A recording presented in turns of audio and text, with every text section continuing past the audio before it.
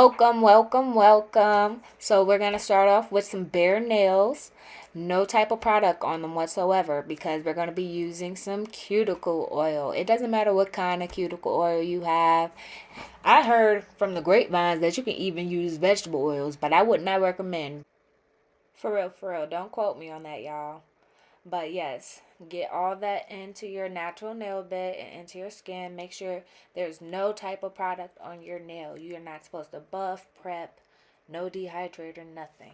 Just work that cuticle oil in. And once you're done with that, we're going to move on to the next step, which is our top coat.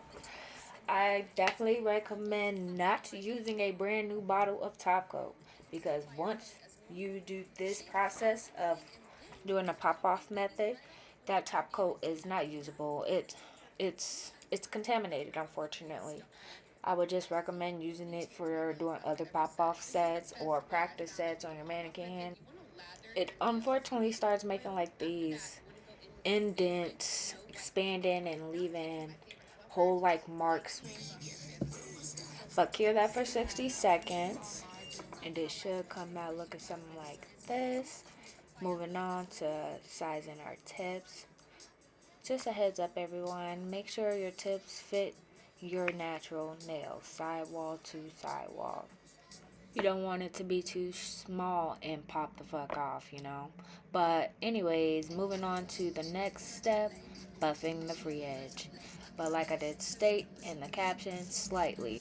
Yeah, so we don't want to over buff it because we want that barrier of top coat and the nail glue we're going to put on there to actually bond together. Anyways, let's carry on. We're going to follow this up with a cotton-free wipe and some 90% alcohol. Then we're going to follow that up with some KDS nail glue and our XL tips from Amazon. I definitely recommend shopping on Amazon, y'all. Y'all will find a lot of good stuff there, especially for beginner nail techs. I definitely recommend this.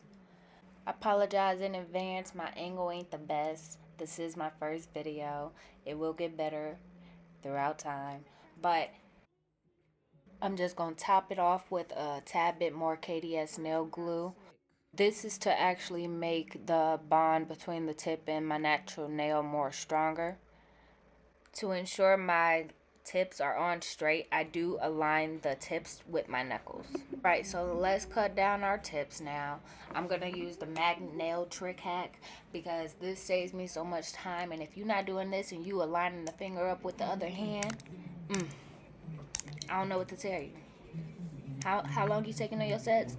Oh, okay. So once all that is done, we're going to start prepping for our application. I do use Valentino cover acrylics. I use Young Nails monomer and a size 12 Nails by Dev Kolaski brush. Comes to taking care of your acrylic brush, keep it moisturized, free of any acrylic, then your application is going to be top tier, I promise.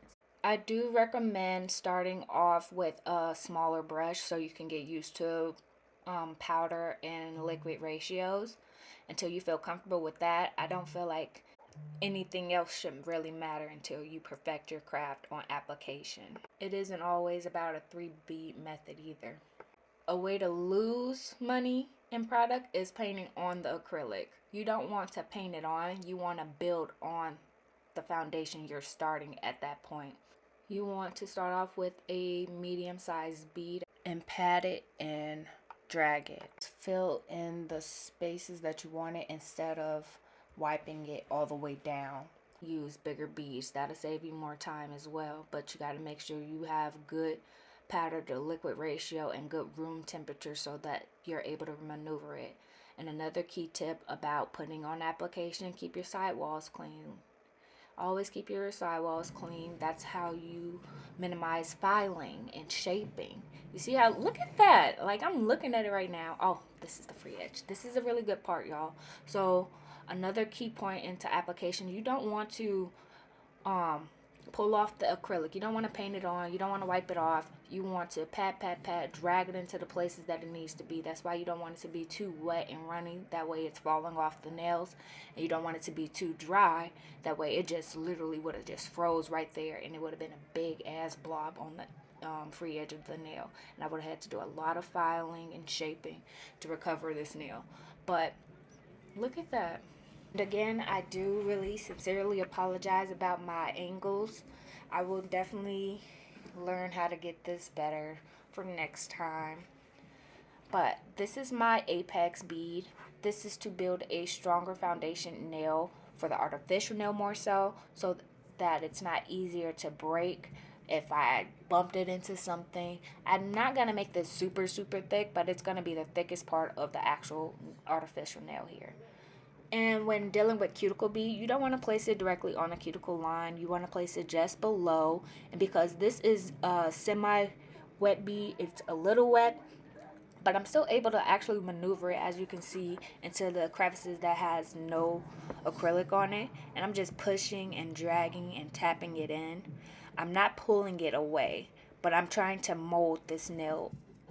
Like I was stating at the beginning of the application process, you don't have to do 3B methods. I'm definitely not a 3B method type of girly. I go with the flow.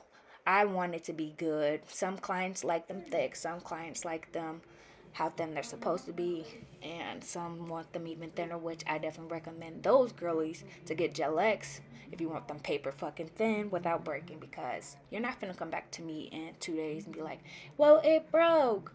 Well, you said you wanted it paper thin. But look at this.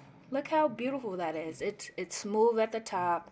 You want to also check angles, because I did peep on this edge right here where my natural nail meets the tip, whatnot. Well, it had a little indent there, and you just fill them in as you go. Look at your nail from all angles to make sure there's no indent or pieces missing. But I am going to cut my vocals on this end and go straight to the shaping and then painting part. So I might pop back in every now and then, but I will just leave it up to me vibing now. Hate working with black, but love the sets. I'm using our size 18 brush and the Merkle on our website, and the link is on my TikTok bio. Bye! If you are a nail tech and you've been looking for a get out, it is called Charcoal on our website, and the link is on back. So when it comes to shaping, I do use a sanding band, which is fine grit. I use fine grit instead of coarse, although you're supposed to use coarse when it comes to artificial nails, but I use a fine grit because I want my application to be more smoother, and I do use it to etch my actual artificial nail, and I do still go over it with the hand file. The hand file is basically my best friend. This app, so we created a petition. We want all of you guys to sign accounts. Actually, they have banned so many accounts, they have censored so many accounts. Most people's videos don't even.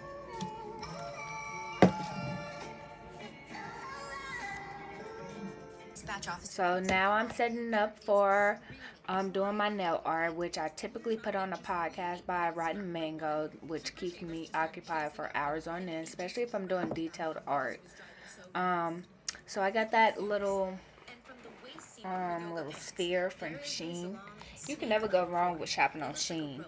But this nail polish I'm using, well, it's gel polish actually. It's by Nails by Dev. It's definitely hitting. It's doing what it's supposed to. But when I do my Frenchies and or really, really detailed straight lines or nail art, I put on a base coat, which is typically my Valentino.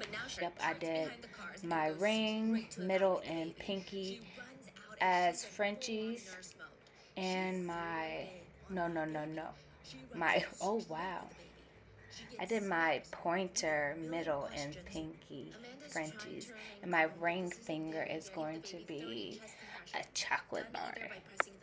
Or 2 fingers over the baby's chest and pushing down like about 1.5 inches. It's such a delicate process. Was a young single mom who ran into her old teenage sweet. Homer was. Yeah, I'm so sorry about this angle too, y'all. I normally, when I do my own personal nails, my hands really be in my face, so I'm looking at every square inch of that bitch. But I was doing Frenchies on 3 nails. I hope if y'all want me to do a real tutorial on French, I'm so sorry. This is not a good example. But if y'all really want me to do a tutorial on Frenchies, that'll have to be its own separate tutorial or whatnot, because people really think this is a simple design. You really have to perfect your craft and what size, what shape of the smile line you want it to be your signature French. When people will be like, yeah, I want Frenchies. Do you want it to be a slim, thick Frenchie? You want it to be a short smile? You want it to be a regular? You want it to be a deep? Like, what's to it? Let me know. But I went with a deep Frenchie in a way, a mid deep, I want to say, because I could have made it deeper, honestly. But the theme for my nail set today is Hershey Kisses chocolate. You know, it's coming up on Valentine's Day, and I was on Pinterest, which is where I normally get most of my creative thoughts from, and I saw a chocolate set. And I was like, I wonder if I can create a chocolate bar. So this is my spin-off on a chocolate bar. Oh, there was a piece of lint. I do use my detailer brushes to get lint out instead of wiping the whole nail completely. But this is where I start getting real detail with the chocolate bar. So I'm going to go into some box shape lines with a deeper mocha. But this is what I meant by 3D. So this is going to be a contour, a highlight for me. The lighter shade, I mix white and I mix white and the first brown to get this that lighter tan looking color, and then I'm using the dark brown that I used to do the lines to do the other side of the box shape for the chocolate markings.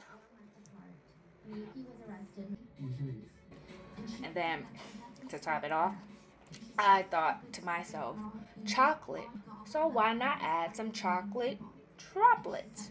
And I do my droplets very, very different too. I don't use a dotting tool. I use the brush, the applicator brush that I'm using right now. And I just make sure I have not a big glob, but like a semi thick glob of brown on the tip to create the circle like. To make it more realistic though, because real droplets is not completely circle. So I don't know who started that. Oh, my Frenchies though. Look at this. Look how technical I have to get. And this is in real time, y'all. I'm so sorry. But once I perfect it, y'all will get a tutorial. This is a round tipped brush. I use this to clean up any mistakes that I'm doing with nail art. I use 90% rubbing alcohol to clean up my mistakes. I do not use this with acetone because it will mess up the bristles on this brush. But this is the method I was telling you guys earlier about my droplets. I have a little glob at the tip of my liner brush, and I pretty much just drag it up into the French. So by now I would have cured it for 60 seconds, and now I would have been going over it for a second time and making the lines a little thicker for the droplets, like the curved lines as if they're drooping away from each other. That's what I'm trying to create an illusion for that, and not have it more box-like, because that's not realistic. But this is the finished result. To a 65 around the place. So now we're gonna clean up our mess, and then we're gonna move on to top coat. Comes to putting on your top coat, you do not need thick coats. One swipe should do you just right, honestly. Watch how my outcome's finna look. It's finna look glossy. It's finna look fresh. It's finna look luxurious. Just looks so, it looks amazing. And then I'm gonna pop these off, and it's gonna be very, very painless and simple. And honestly, I can wear these as a press-on set because I customize them directly to my nail beds and cuticle area. Look at that, chef's kiss.